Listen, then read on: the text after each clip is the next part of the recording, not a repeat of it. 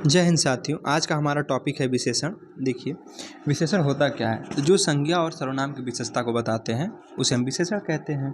अगर इसके हम प्रकार की बात करें तो इसके 4 प्रकार होते हैं, जिसमें एक होता है गुणवाचक विशेषण, एक होता है परिमाणवाचक विशेषण, एक होता है संख्यावाचक विशेषण और एक होता है सार्वनामिक विशेषण। देखिए, जो परिमाणवाचक विशेषण होता है इसके 2 प्रकार होते हैं। एक होता है निश्चित परिमाणवाचक विशेषण और एक होता है अनिश्चित परिमाणवाचक।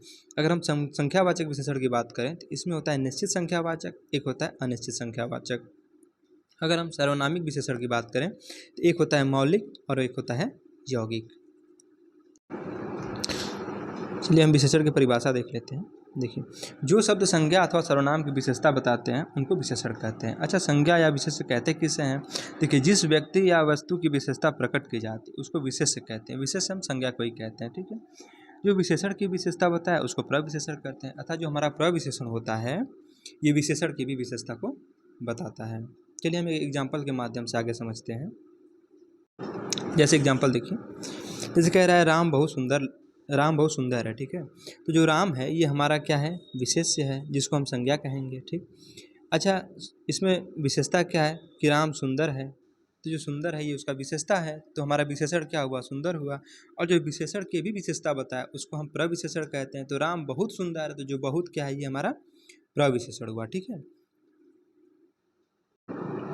तो हम विशेषण के भेद की बात करते हैं। तो देखिए, विशेषण के 4 भेद होते हैं।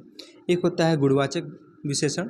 इसमें क्या होता है? देखिए, जिन विशेषण शब्दों से संज्ञा या सर्वनाम के, ठीक है, गुण, दशा, स्थान, आकार, रंग, काल इत्यादि का बोध हो उसे हम गुणवाचक विशेषण कहते हैं।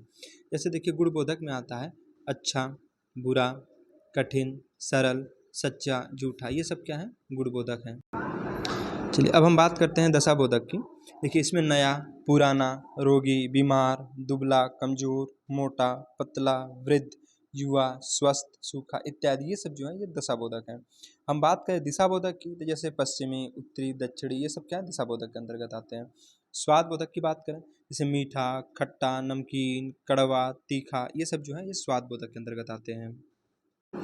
हम बात करें रंगबोधक की। देखिए, रंगबोधक में से काला, गोरा, नीला, पीला, लाल, सफ़ेद, हरा ये सब जो है रंगबोधक के अंतर्गत आते हैं। हम बात करें कालबोधक की, अर्थात इस समय का बोध इसमें होता है, जैसे प्राचीन, आधुनिक, ऐतिहासिक, पुराना ये सब क्या है? ये कालबोधक हैं। हम बात करें स्थानबोधक की, जैसे भारतीय, विदेशी, रूसी, चीनी, ग्रामीण ये सब क्या है? स्थानबोधक हैं।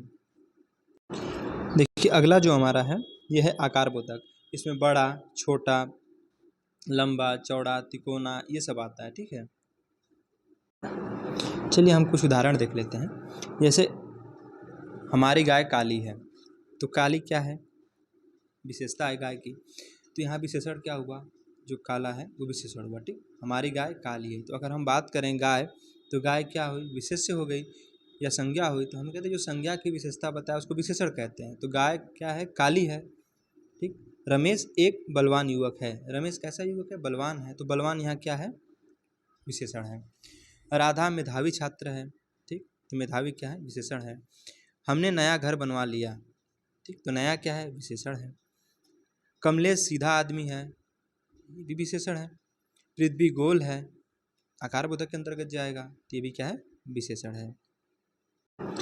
चलिए अब हम बात करते हैं परिमाणवाचक विशेषण की। देखिए, जिन विशेषण शब्दों द्वारा संज्ञा की मात्रा, ठीक, जिसमें नाप तौल का बोध होता है, अथवा जिन संज्ञा शब्दों को हम नाप तोल सकते हैं परंतु गिन नहीं सकते, ठीक। इसमें क्या है? नाप तोल सकते हैं लेकिन हम गिन नहीं सकते, उन्हें परिमाणवाचक विशेषण कहते हैं, ठीक है।